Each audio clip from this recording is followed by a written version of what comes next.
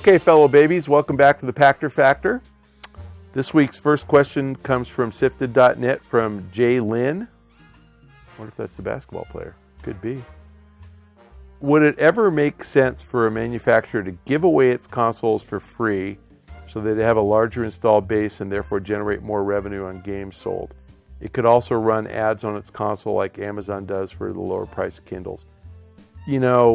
At a price, of course. I mean, it's the same idea as a free-to-play game. If everybody got a console for free, they would sell a lot more games. The problem is that the consoles actually cost a lot to make. So a $350 Xbox One or PS4 probably costs damn near $300 to manufacture. And so they can't really afford to give that away for free. They hope that the lifetime value of a console customer is probably $500 of profit, but if they took a $300 loss, then the lifetime value would drop to a $200 profit. So that's not really all that smart. They'd have to literally, to make up for that, they'd have to have 2.5 times as many customers. I understand your question. If they gave away, instead of 250 million consoles, they gave away 2.5 billion consoles, would they make more money? But all the people that they'd be giving them to wouldn't be able to afford the same level of software as the high-end people who pony up $350. So no, I don't think so. The second question, though, it could run ads like Amazon does for lower-priced Kindles. Yeah, I think that model actually does make some sense. If you were to create a console and say we're going to cut the price to $150 and you have to listen to ads every single time you boot the console up, maybe. That's a novel idea. Possibly you could see that. Again, the problem is you guys and your ad blockers, you come up with a way to circumvent that, and then they wouldn't make any money. But yeah, I think that's something that could happen. I'd say not in our lifetimes. It's probably not going to happen. Remember, I've said on prior episodes, I think we go off console anyway. So if we go off console, think about why we have consoles. Back in 1985, prior to that, but it started, but in 85, Nintendo looked at its success with Donkey Kong in the arcade, and people were popping a quarter into the arcade machine, and Nintendo said, wouldn't it be cool if we could take the arcade machine and replicate it in the household? So let's take the monitor and the joystick and the guts of the box, which are a CPU and a GPU, and we'll put the CPU, GPU in its own little box, and we'll hardwire a joystick, and we'll hardwire that to your TV, and the console was born. Well, do we have CPUs and GPUs in the household? Yeah, we do. We have phones, we have tablets, we have laptops, we have desktops. Ultimately, a TV will have it. So do you really need a console? And the answer is not for very long. As soon as you get a CPU and GPU combo in your house that's as fast as an Xbox One, you're just not buying a console again. Okay, our next question comes from SIFTD.net from Casuality. Casuality. It must be Ali. I like that name. We have big tech companies investing in virtual reality, Facebook with Oculus, Google with Cardboard, Valve with Vive. Do you think Apple will get into the VR business? And if so, when do you think they'll make a move? Boy, good question. I think it is tough. I think that Cardboard and Vive are different from Oculus. And I think that, there's the head-mounted display business, and then there's the mobile business, and then there's the whole other area of augmented reality. It is the flavor of the month this month. We don't really know what the hell's going to happen with virtual reality. I'm not really sure why tech companies are involved at all. Facebook, I kind of understand because I think that Mark Zuckerberg looks at the potential for virtual reality as the next logical step in how we communicate, not for games, just how we communicate. So when we started with PCs, we had text-based communication, email. We kind of morphed that into photographs, and Facebook was born. And that morphed into videos, and Facebook obviously handles videos. And so the next logical step is immersive, 360 3D video, and that's virtual reality. I think that from Facebook's perspective with Oculus, the biggest application in the Facebook context is that I can use a 360 camera and I can record my holiday in Hawaii and post it on Facebook, and somebody can slap on an Oculus headset and they're on the beach right next to me. And that makes sense. And that's fun. And they can see me and they can interact, and that's cool. I think the killer app for virtual reality is education. That, instead of having, a million teachers all underpaid and only 20% of whom are great, we could have 1,000 teachers or 100 teachers, making $1 million a piece, and each teaching 50,000 kids with a virtual reality headset. So everybody would be smarter that way. So there's lots of applications, and I know why Facebook's doing it.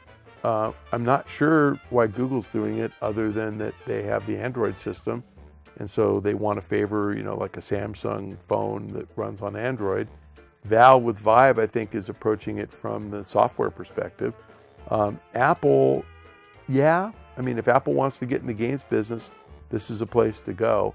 Apple wants to sell you devices. They're probably the most successful device company in the world.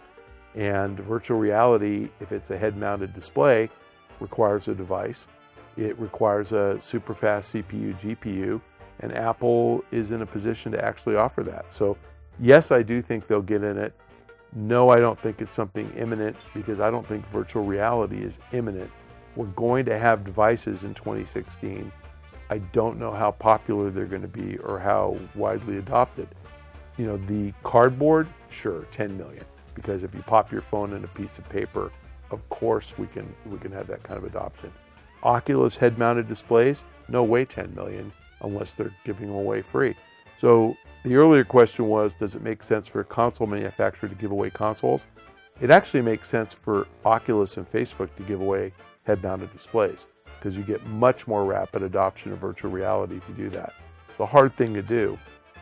And let me remind you all, none of you knew me then, I don't think. In 2007, I was skeptical of the iPhone. I thought that the iPhone was a Me Too device. I didn't understand why anybody would buy a multi-touch smartphone that required a $100 a month data plan in addition to your telephone plan. And I just thought, that's too expensive, people won't adopt it. So, here we are, however many, 600 million handsets later, I guess I'm wrong. That worked. So I don't know, but I think that if Apple gets in it, then virtual reality gets a big shot in the arm. Because if you have Apple, Google, and Facebook slugging it out for market share, the consumer wins, because there will be price competition. You will get a superior experience at a very low price, and then you will have rapid adoption. So I think it'll be cool, but don't think it's a 2016 event. I think Apple waits and sees, and then maybe enters in 2017. We have a question from Twitter, @Crayman. Why have U.S. game prices been immune to currency fluctuations, unlike Canada, UK, Australia, etc.? Well, that's a very easy question. Well, it's because the U.S. won. Our currency is good, and the rest of those are bad. And I don't mean that there's anything wrong with the countries or their credit or the underlying, stable nature of their currencies. It's just that relative to the dollar, those three currencies have declined in value. So if a game is coming from a U.S. publisher and they sell the game for $60, they get $60. If they sell it for what used to be $60 in Canada, the Canadian dollar is something like 75 or 77 cents. So they're only getting 45. They used to get 60 when the Canadian dollar was a parity with the US dollar. They're now getting less money. So Canadian game prices go up, so the US publisher is kept intact. Same with the pound, same with the Australian dollar, same with the euro. It's interesting because you asked the question, and why hasn't Ubisoft done something? Because their home currency is euros, and their costs are in Canadian dollars. Why haven't they cut the price in the U.S.? And the answer is, it's a profit deal. They like making a lot of money in the US. The US guys don't like losing money in Canada, Australia, and the UK. So everybody's trying to charge as much as they can possibly charge. And I think the more interesting thing is what happens when the US dollar weakens and those other currencies appreciate. My guess is game prices don't drop in those other places. So the price increases you've seen are permanent, and I think they'll last. So again, nope, you aren't going to ever see US game prices change as long as the bulk of the profits in the games industry are generated in the US. All right, fellow babies, our last question for the week comes from SIFTD, from Suicide King. How much do you think Sony virtual reality will cost? Sony has said it will be similarly priced to a new console. Boy, asked and answered. $300. New consoles for Sony were $400 when they came out. The PS3 was $600, the PS4 was $400, the PS2 was $300. So similarly priced means it's either going to be $300, $400, $500, or $600. I think Morpheus is highly likely to be $400. It's going to be hard. If you actually look at the headset, there's a lot there. So I think it's going to be hard to price it below $300. It's possible if they believe they're going to make enough of them that they can offer it for $300. And I've said this before, I think Sony has a huge competitive advantage in the head-mounted display business for virtual reality, because every single person who has a PS4 is going to be able to buy Morpheus and use it immediately, because the CPU, GPU in a PS4 will work. Now, the Oculus guys will go, well, if you have a high-end PC, you've got a CPU and GPU. If you have an NVIDIA super high-end graphics card, then you don't need anything, but most of us don't. And so you're going to have to buy at least a couple $100 graphics card in order to use Oculus. And a lot of people don't have, a really high-end PC laying around. So I think the PlayStation 4 crowd has a huge advantage. Sony's got an installed base as of November of 30 million of them. So I could see Sony planning to sell 10 million Morpheus units. I doubt that they will sell those in the first year because there probably won't be a lot of content. But I could see them, planning, a sell-through of 10 million over time. And so if they really think that, then their manufacturing costs come down, all of it, everything comes down. So 300 is the low end. I'd say 500 is the high end. 400 is probably the likely price point. And that is, as you asked, similarly priced to a new console. So that's my guess. Who knows? So my bold prediction for this week is that virtual reality head-mounted displays are going to sell way fewer than 5 million units in 2016. I think conventional wisdom is that they'll sell 10 million combined. I think the HMD piece of the market is going to be between 1 and 5 million, probably at the lower end of that, all depending on price. If the price point is $300 or lower, I'm wrong. If the price point is $300 or lower, they will sell more than 5 million. If the price point is $500 or higher, I'm absolutely right. They will struggle to sell 5. And if it's way more than 500, if it's $600 or $700 for Oculus, under 1 million units. Just too expensive for people to embrace without a ton of great software. Now, my good friend Jason Rubin is at Oculus, lining up tons and tons and tons of third-party support. I think the Oculus experience will be phenomenal. I think the Morpheus experience will be phenomenal.